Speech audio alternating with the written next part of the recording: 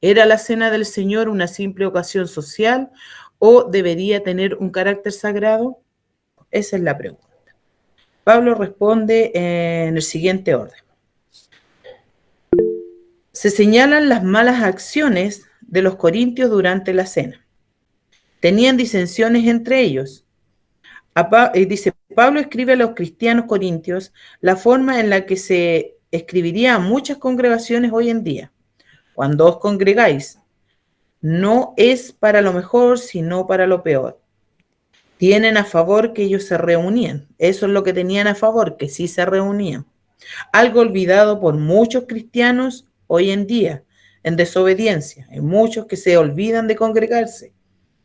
Y sabemos que la palabra dice que debemos congregarnos. Y eso está en Hebreos 10:25. Amén, ¿lo leo?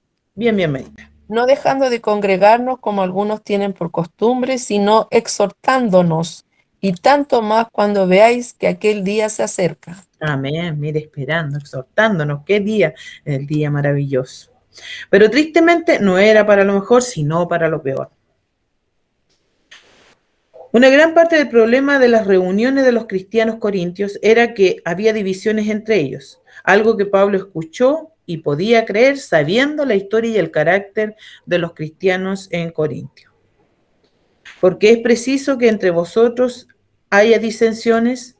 Usualmente pensamos que disensiones y divisiones entre cristianos no son nada más que un problema, pero Pablo revela un propósito que Dios tiene al permitir disensiones, para que se hagan manifiestos entre vosotros los que son aprobados. Dios permite las disensiones para que aquellos que realmente pertenecen a Dios se hagan evidentes. O sea, es necesario, Dios lo ha permitido, porque así se va a hacer evidente el que realmente busca de Dios. ¿Ya?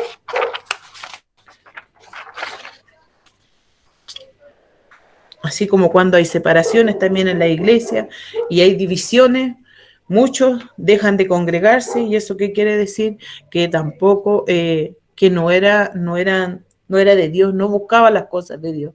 Muchas veces también en las mismas congregaciones se pueden producir problemas entre hermanos. Siempre lo hemos dicho, o que uno me miró feo, o que no me saludó, o que no sé, no me ha tomado en cuenta. Muchas veces son cosas que a veces pasan por nuestra propia cabeza nomás, y no realmente son así. Y cuando sí hay algún problema, lo importante es poder solucionarlo. Pero lo principal es que yo voy a la congregación, pero yo voy en busca de las cosas de Dios. Por eso debemos estar firmes, debemos seguir continuando. Como hemos dicho, si busca la iglesia perfecta, no la vayan nunca. No hay una iglesia perfecta, porque nosotros somos imperfectos y siempre va a haber algún problema. Por eso la mirada debe ser en nuestro Señor Jesucristo. Algunos se adelantan a comer, mientras otros quedan con hambre. Eso decía también en el versículo 20 y 21. Otros se embriagan y otros avergonzaban a los que no tenían. Entre los cristianos corintios, algunos eran más ricos que otros y los más pobres estaban siendo ignorados. En este festín, o ágape, el rico traía más comida y el pobre menos comida, pero en Corintio no estaban compartiendo la comida justamente. Esto es lo que hacían ante la iglesia, que compartían todo, pero se estaban preocupando como de alimentarse y no estaban viendo a lo mejor por el que tenía más necesidad. ¿Y qué quiere decir? Que aquí estaban ignorando a aquello y no estaban compartiendo justamente, porque la idea de que juntaban todo era para que se compartiera todo, entre todo y por igual. Cuando pues os reunís vosotros. En esto Pablo se refiere a la costumbre de la iglesia primitiva de combinar el festín del amor, o sea, el compartir, como lo hicieron en el principio, como en una cena de platillo compartido. Y la cena del Señor tenía sentido para la iglesia primitiva, que el comer juntos iba junto con celebrar la cena del Señor. O sea, ellos estaban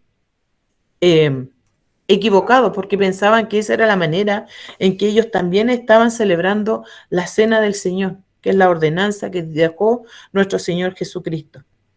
Entonces, ellos no hacían esa diferencia, no le daban la solemnidad que esto merece.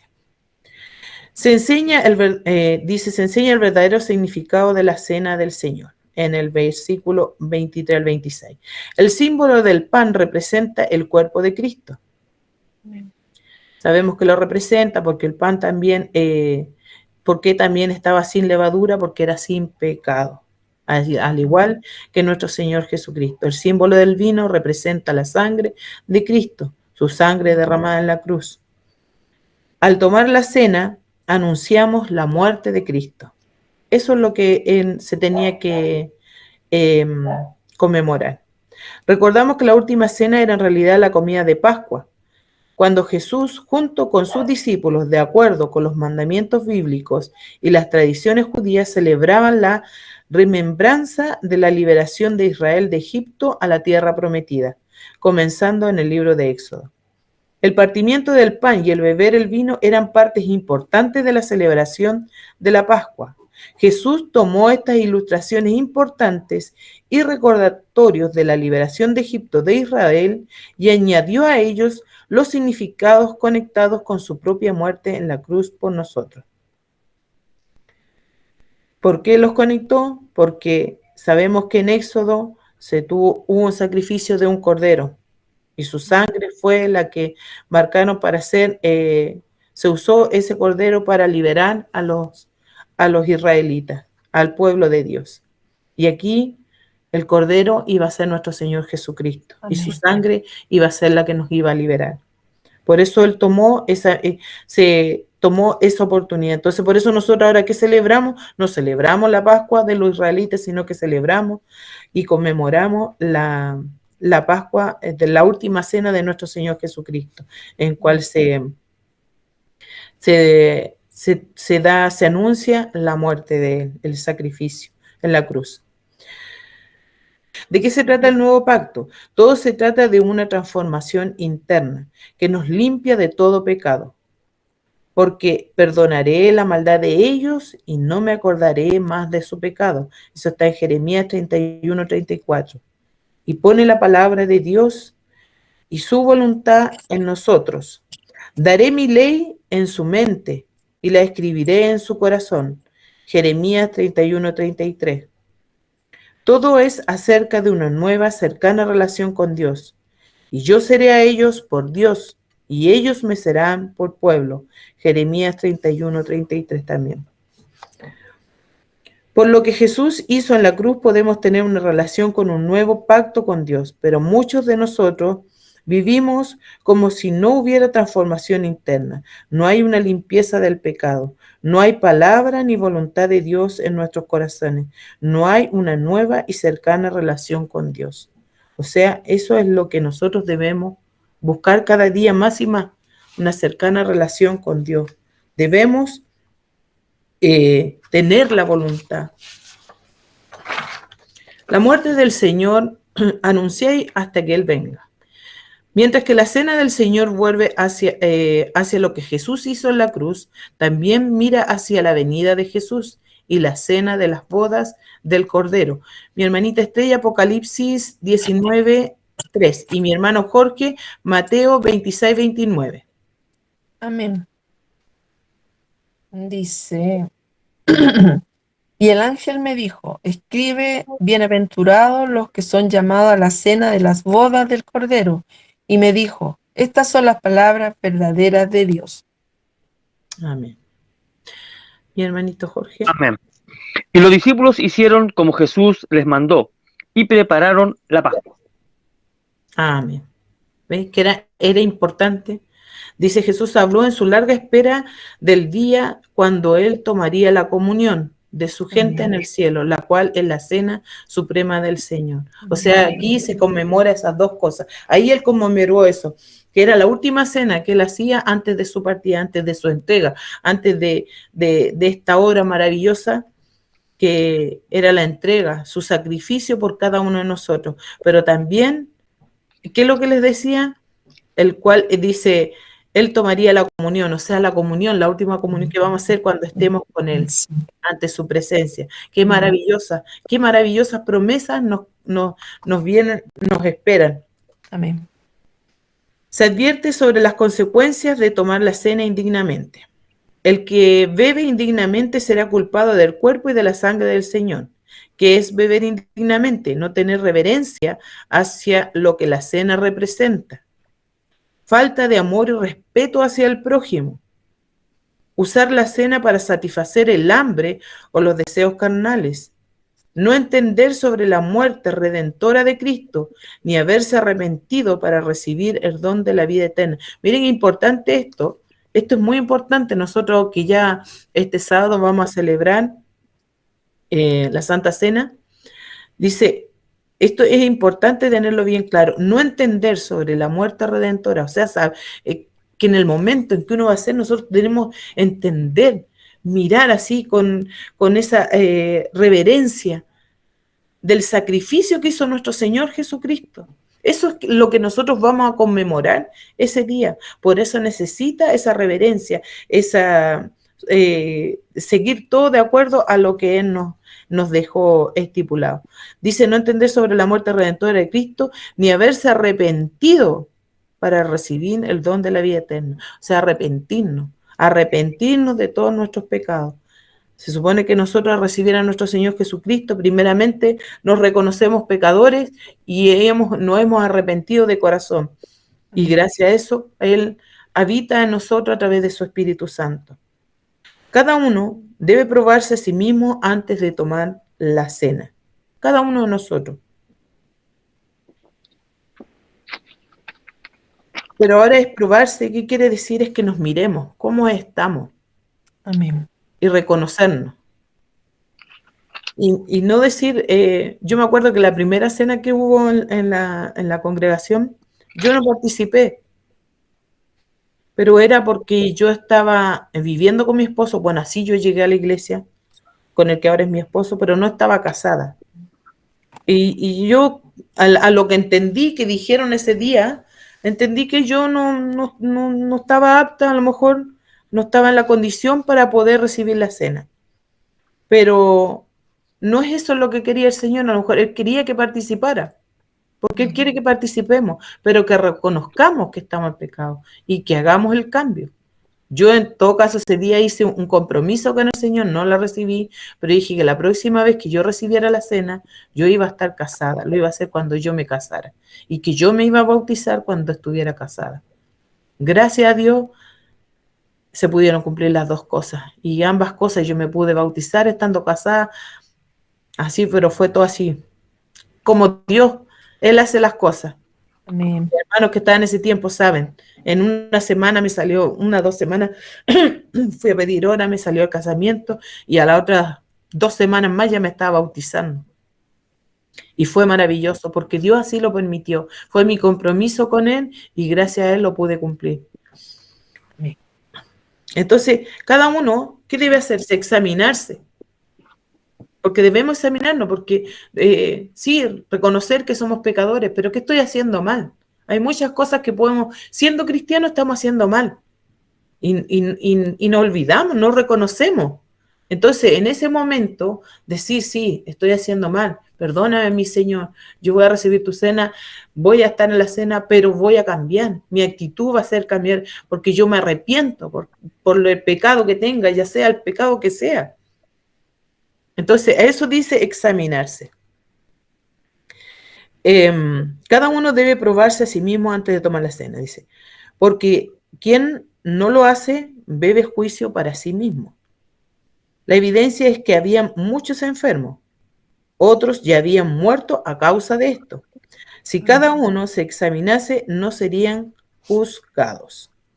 El juicio es significativo, por lo cual hay muchos enfermos y debilitados entre vosotros y muchos duermen. Evidentemente, entre los corintios, algunos experimentaban enfermedad, así como en estos tiempos. E incluso otros habían muerto como resultado de la disciplina correctiva de Dios sobre la iglesia corintia. Aquí está queriendo decir que algunos sí estaban enfermos y algunos habían muerto, pero era por la disciplina que Dios estaba aplicando en sus vidas. Al escribir juicio, dice, al escribir juicio y come y bebe, Pablo no se refiere a juicio eterno. Aquí no se está hablando del juicio eterno, se está hablando de de la disciplina de Dios, ¿ya? Sino juicio correctivo. No está el artículo el antes de juicio, porque si no sería el juicio, y ahí estaríamos hablando del juicio eterno. Dice, así que no ese juicio, así que este castigo no es como un juez condenando a un criminal, sino que es como un padre tratando con hijos desobedientes, como se menciona en 1 Juan 5:16, mi hermanita. Si alguno viere a su hermano cometer pecado que no sea de muerte, pedirá, y Dios le dará vida. Esto es para los que cometen pecado que no sea de muerte. Hay pecados de muerte por el cual yo no digo que se pida. Amén. Aquí está hablando claramente que hay pecados de muerte y otros que no. Y aquí era una corrección que Dios estaba dando, si no, no era el juicio. Hay pecado de muerte, y eso lo tenemos claramente en el ejemplo de Ananías y Zafira en Amén. ellos. Parecen ser ejemplos de esto. Aparentemente un creyente puede pecar al punto que Dios cree que lo mejor es llevarlos a casa, probablemente porque ellos de alguna manera han comprometido su testimonio tan significativamente que deberían ir a casa con Dios. No obstante, es ciertamente presuntuoso pensar esto en cada caso de muerte prematura o en un creyente, o usarlo como un incentivo para el cristiano guiado por la culpa. Nuestras vidas están en las manos de Dios, y si Él ve que debe llevar a alguno de sus hijos a casa, está bien. ¿Qué quiere decir? Que en este caso habían algunos que estaban enfermos y habían algunos que habían muerto, pero era porque era algo correctivo, no porque era el juicio eterno, Amén. sino que en este mismo ejemplo que dan a Ananías y Zafira, siendo que ellos habían estado ahí, donde las papas queman con la primera iglesia, o la iglesia primitiva que se dice, pero cometieron un error. Todos conocemos ya el error que cometieron Ananías y Zafira en mentir en cuánto habían vendido esa propiedad, siendo que ellos podrían haber dicho, la vendí en tanto, pero voy a entregar esto. Pero ellos mintieron, ¿ya? Quisieron quedar como que lo habían dado todo, pero no era así, se habían guardado dinero para ellos. Entonces, ¿qué es lo que hizo Dios? Pucha, ellos me estaban siendo fieles hasta ahora, son buenos hijos, han cumplido la ley, pero cayeron aquí. ¿Qué hago mejor? Estoy dando Dios, que es lo que hizo, un ejemplo también. En ellos mostró un ejemplo y los castigó, pero eso no quiere decir que era para el juicio eterno. La muerte no era para juicio eterno. ¿Ya? Somos castigados por el Señor para que no seamos condenados en el mundo.